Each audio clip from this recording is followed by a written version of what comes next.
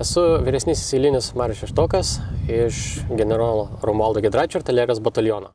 Šių pratybų metu esame priskirti prie didžiosios Kunigaikštienės Birutės Ulonų bataliono kuopos. Mes ją remiame iškviesdami netiesioginę ugnį, taip pat orlaivių ugnimi, artima oro parama bei žvalgybinė informacija teikiama iš bepiločių skraidančių sistemų. Paprastai tariant, amerikiečių kariai ar sąjungininkų kariai paleidžia tą bepilotę skraidimo sistemą.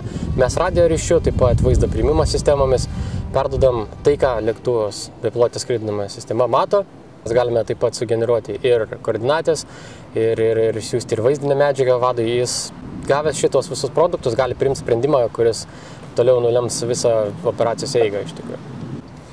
Gynybos metu mes taip pat naudojame bepilotės skraidimo sistemas, kad daug greičiau ir toliau pamatyti judančias priešo pajėgas, priešo sutelkimo rajonus. Šiuose pratybose dalyvauja F-16, taip pat Eurofighter ir Typhoon.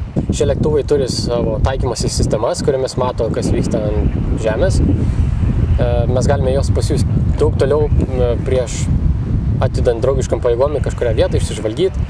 Jeigu ten yra priešų, galima atlikti terminę ataką ir tiesiog naikinti priešą dar, priešų net nesuvokus, kad link jo juda mūsų pajėgos. Danger close, ground commanders initials, Alpha Zulu.